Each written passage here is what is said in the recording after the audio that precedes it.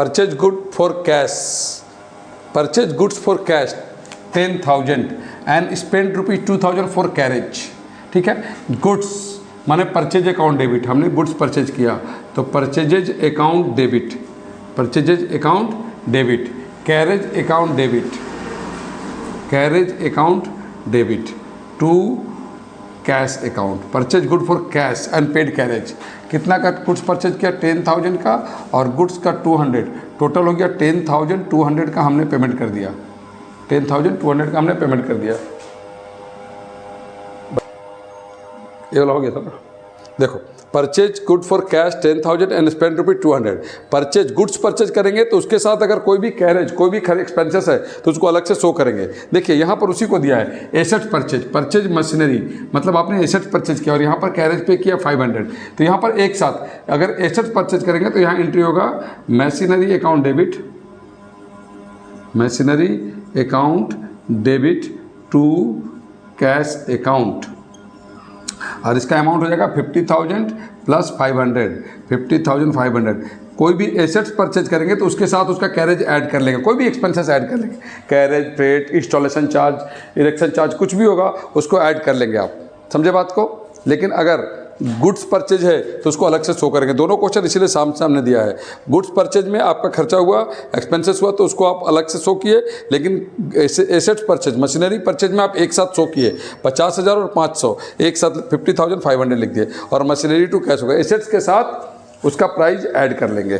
ठीक है, यहाँ पर आइए, यहाँ पर लिखा जनवरी 15 को कि paid by cheque 2 lakh for cement, 1 lakh for timber, लकड़ी के लिए, और 50,000 वेजेज मजदूरी के लिए पे किया for construction of building, building बनाने के लिए। तो सारा चीज़ एसेट से, ये क्या है? एसेट से बिल्डिंग, तो इसमें सब ऐड करके लिख देंगे। इसका एंट्री सिंपल होगा, building account debit, building account debit to cash account, sorry bank, through cheque यहाँ लिखा है देखिए, तो टू बैंक हो जाएगा। क्या हो जाएगा?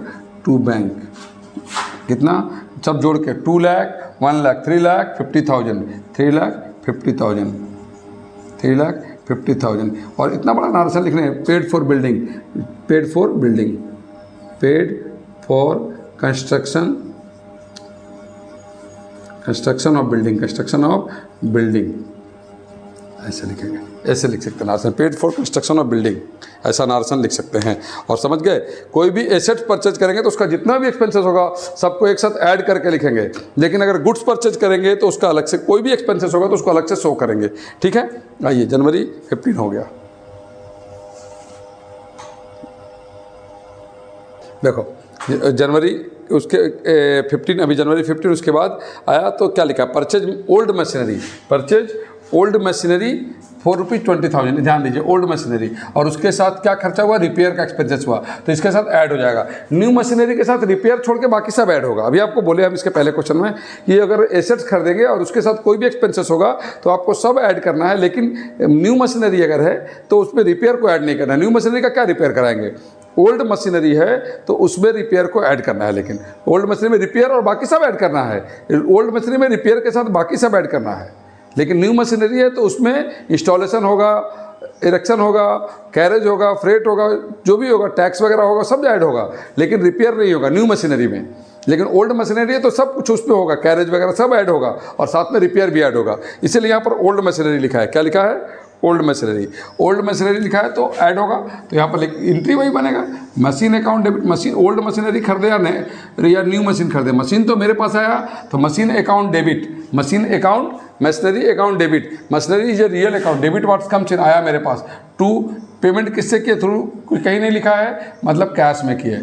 अगर थ्रू चेक लिखता तो बैंक से होता। Big old machinery purchase, old machine purchase, narration ऐसे छोटा सा भी लिख सकते हैं नार्सन, और कुछ नहीं है तो क्वेश्चन लिख देंगे, अमाउंट हटा के क्वेश्चन में लिख देना है। यहाँ पर अमाउंट भी लिखिएगा तो कुछ नहीं होगा उसका। यहाँ पर 22,500, 22,500 यहाँ आ गया, 20,000 एंड 2,500, 22,500।